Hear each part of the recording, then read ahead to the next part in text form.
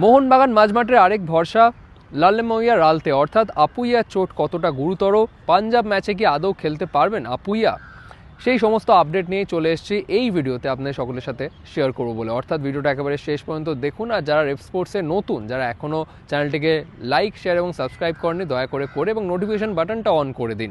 তো চলুন শুরু করা যাক। আপুইয়া মোহনবাগান মাঝমাঠের এক স্তম্ভ বলা যায়, যিনি গত মরশুম থেকে প্রায় রেগুলার মোহনবাগান মাঝমাঠের ভরসা, এবং এই সিজনে যদি দেখেন এই 7টা ম্যাচেই প্রত্যেকটা ম্যাচে 90 মিনিট করে আপুইয়াকে কিন্তু তাকে মাঠে লড়াই করে যেতে দেখা গেছে। অর্থাৎ বোঝাই যাচ্ছে যে মোহনবাগান মিডফিল্ডের কতটা গুরুত্বপূর্ণ সদস্য এই আপুইয়া। অলরেডি মোহনবাগান যদি আমরা বলি, শেষ 3 ম্যাচে তারা কিন্তু জয়ের মুখ দেখেনি। বেঙ্গালুরু এফসির কাছে ড্র, মুম্বাইয়ের কাছে ঘরের মাঠে তারা হেরেছে, এবং জামশেদপুরে গিয়ে 93 মিনিট অবধি এগিয়ে থেকেও শেষ মুহূর্তে গোল কনসিড করে ড্র করেই কলকাতায় ফিরতে হয়েছে। এক কথায় বলা যায় যে বেশ একটু চাপে মোহনবাগান, কারণ শুরুটা ভালো হলেও শেষ 3 ম্যাচ ভালো যায়নি সার্জিও লোবেরার ছেলেদের। এবং তারপরই বড় ধাক্কা আপুইয়ার চোট। গতকাল প্র্যাকটিসে একেবারে সাইড লাইনের ধারে, বলতে গেলে কর্নার ফ্ল্যাগের সামনে খুব সম্ভবত ক্রস তুলতে গেছিলেন একটা, বা পাস দিতে গিয়ে হ্যামস্ট্রিংয়ে চোট পান আপুইয়া। এই মুহূর্তে সূত্র মারফত যা খবর, মোহনবাগান মেডিকেল টিম কিন্তু তার পর্যবেক্ষণ করছেন, তার উপর চোখ রেখেছেন, কিন্তু এখনও পর্যন্ত তার স্ক্যান হয়নি। কারণ চোট পাওয়ার পর অবশ্যই একটা জায়গায় সোয়েলিং থাকে, তো সোয়েলিং কমে গেলে খুব সম্ভবত আজকে বা কালকে তার স্ক্যান হওয়ার কথা। কিন্তু যেটা মনে করছে ম্যানেজমেন্ট আশাবাদী যে খুব বেশি ম্যাচের জন্য কিন্তু বাইরে থাকবেন না আপুইয়া। বাট এই মুহূর্তে পাঞ্জাব ম্যাচ এবং এর পরের যে নর্থ ইস্ট ইউনাইটেড এফসির বিরুদ্ধে যে আওয়ে ম্যাচ মোহনবাগানের, এই দুটো ম্যাচে কিন্তু আপুইয়ার খেলা নিয়ে একটা ধোঁয়াশা থাকছেই। এক কথায় বলা যায় যে পাঞ্জাব ম্যাচে লোবেরা কিন্তু আপুইয়াকে পাচ্ছেন না। নর্থ ইস্ট ম্যাচে কি তিনি ফিরে আসবেন, একটা কিন্তু প্রশ্নচিহ্ন থাকছে। কিন্তু মোহনবাগান ম্যানেজমেন্ট এই কারণে আশাবাদী যে এই নর্থ ইস্ট ম্যাচটা হয়ে গেলে কিন্তু একটা বড় ব্রেক পাবে মোহনবাগান, একটা বড় ব্রেক। কারণ সেই সময় ইলেকশন চলবে, এবং সেই কারণে কলকাতায় কিন্তু সেরকম হোম ম্যাচগুলো সেই কারণে কিন্তু পোস্টপন করা হয়েছে। এবং তারপর একেবারে 9 তারিখে কিন্তু মোহনবাগানের ম্যাচ গোয়ার বিরুদ্ধে। সুতরাং এই যে লম্বা যে একটা বিরতি, মোহনবাগান ম্যানেজমেন্ট বা মোহনবাগান মেডিকেল টিম তারা আশা করছে যে বিরতিটার মধ্যে আপুইয়ার ফিট হয়ে যাওয়ার কথা। কিন্তু সেই সব কিছু ডিপেন্ড করছে রিপোর্টের উপর, স্ক্যান রিপোর্টের উপর। কারণ এর আগেও আপুইয়াকে এরকম গুরুতর চোট পেতে দেখা গেছে, কিন্তু তারপর তিনি রিকভার করে মাঠে ফিরে আসেন, খুব দ্রুতই তিনি রিকভার করে ফিরে আসেন, এবং এবারও সেটাই আশা করছেন মেডিকেল টিম। বাট আপাতত রিপোর্ট যতক্ষণ না হচ্ছে এক্স্যাক্টলি বলা যাচ্ছে না কদিনের জন্য বাইরে। বাট মোহনবাগান ম্যানেজমেন্টের সূত্র মারফত খবর, তারা আশাবাদী যে নর্থ ইস্ট আর এই পাঞ্জাব ম্যাচ, পরশুদিন যে পাঞ্জাব ম্যাচ এবং নর্থ ইস্টের বিরুদ্ধে ম্যাচে হয় প্রশ্নচিহ্ন থাকছে আপুইয়াকে নিয়ে। পাঞ্জাব ম্যাচে ধরে নেওয়াই যাচ্ছে যে আপুইয়াকে ছাড়াই দল না হবে লোবেরা, কিন্তু নর্থ ইস্ট ম্যাচে প্রশ্নচিহ্ন থাকছে। কিন্তু তারপরে একেবারে যে গোয়ার ম্যাচ, একটা লম্বা বিরতির পর, সেটা হচ্ছে মে মাসের 9 তারিখে, সেই বিরতিটা কাজে লাগাতে চাইছে মেডিকেল টিম। এবার উইদাউট আপুইয়া মোহনবাগান মাঝমাঠ ঠিক কেমন হতে পারে, এটাও একটা বড় প্রশ্ন।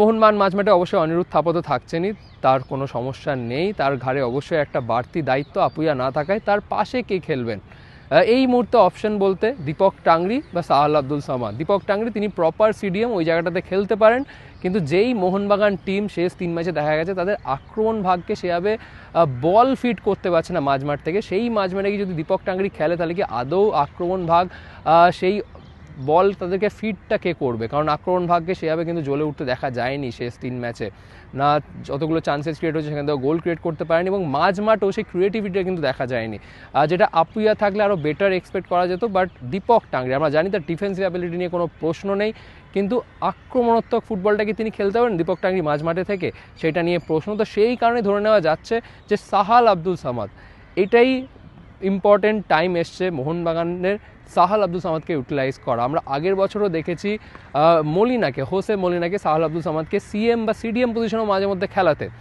তো এইবারও পাঞ্জাব ম্যাচে খুব সম্ভবত কোচ লোবেরা সাহালকে কিন্তু ব্যবহার করতে পারেন আপুইয়ার অনুপস্থিতিতে, এমনটাই মনে হচ্ছে। আক্রমণ ভাগও আমরা বদল দেখতে পারি। প্রথমত নাম্বার 10-এ আমরা আগের ম্যাচে দেখেছি ডিমি পেট্রোস বেঞ্চে বসেছিলেন, কিন্তু নাম্বার 10-এ খেলেছিলেন রবসন রবিনকে সার্জিও লোবেরা প্রথমবার নাম্বার 10-এ খেলিয়ে দেখে নিয়েছিলেন জামশেদপুরের বিরুদ্ধে। বাট আমরা জানি জামশেদপুরের রক্ষণ বেশ কিন্তু পোক্ত ছিল, রবসন খুব একটা কাজের কাজ তিনি করতে পারেননি। তো সেই কারণে মনে হয় পাঞ্জাব ম্যাচে আবার নাম্বার 10 পজিশনে আবার সেই ডিমি পেট্রোসকে খেলাতে পারেন লোবেরা, এবং তার সাথে আবার সেই অজি ট্রায়োকে আমরা দেখতে পারি, যেটা আমরা মুম্বাই ম্যাচে দেখেছিলাম। ডিমি পেট্রারোস নাম্বার 10-এ, জেসন কামিংস যে কোনো একটা উইংয়ে এবং জেই ম্যাকলারেন স্ট্রাইকার হিসেবে। এটা দেখলেও দেখা যেতে পারে বলেই মনে হচ্ছে পাঞ্জাব ম্যাচে। আবারও বলছি, সার্জিও লোবেরা কিন্তু ম্যাচের আগের দিন বা ম্যাচ ডে -2-তে খুব একটা লাইন আপ নিয়ে প্র্যাকটিস করেন না, তো সেই কারণে পরিষ্কার বোঝা যায় না খুব একটা মানে লাইন আপটা ঠিক কেমন হতে পারে। বাট অ্যাজ অফ নাও এমনটাই মনে হচ্ছে যে আবার সেই অজি ট্রায়োকে, যেটা মুম্বাই ম্যাচও দেখা গেছে, কামিংস, ডিমি পেট্রারোস, ম্যাকলারেন, সেই ট্রায়োটাকে আবার দেখা যেতে পারে। আজকে মাত্র 30 থেকে 40 মিনিট মতন অনুশীলন করলো মোহনবাগান।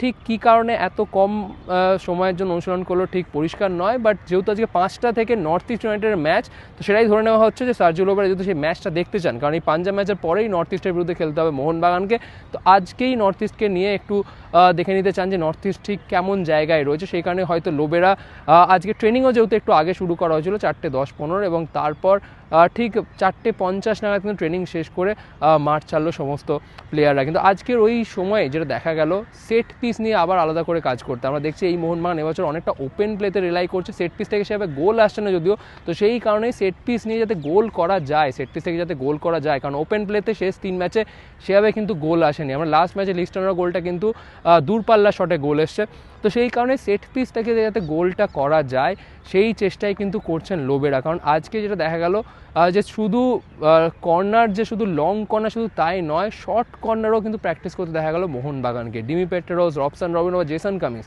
তাদের কিন্তু বেশ কর্নারে যাতে আরও বেশি বৈচিত্র্য আনা যায় সেই অনুশীলন করতে দেখা গেল কিন্তু মোহনবাগানের। শুধু এখান থেকে পরিষ্কার যে মোহনবাগান শিবির কিন্তু চাপে, এবং এই কারণেই চাপে কারণ শেষ 3 ম্যাচে জয় আসেনি এবং আক্রমণ ভাগ কিন্তু অনেকটাই বোতা লাগছে, তো সেই যাতে সেই ধার বাড়ানো যায় সেই চেষ্টাই কিন্তু করছেন লোবেরা।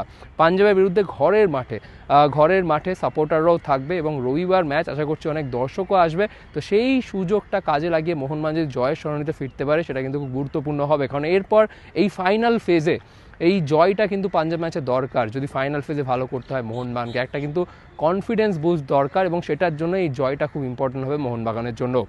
আপনার কি মতামত এই ভিডিও নিয়ে অবশ্যই জানান কমেন্ট সেকশনে, এবং আরও অনেক আপডেটের জন্য অবশ্যই চোখ রাখবেন রেড স্পোর্টস বাংলা পর্দায়। আপাতত এই ভিডিওটা এখানেই শেষ করলাম, আবার আপনাদের সকলের সাথে দেখা হচ্ছে পরবর্তী ভিডিওতে।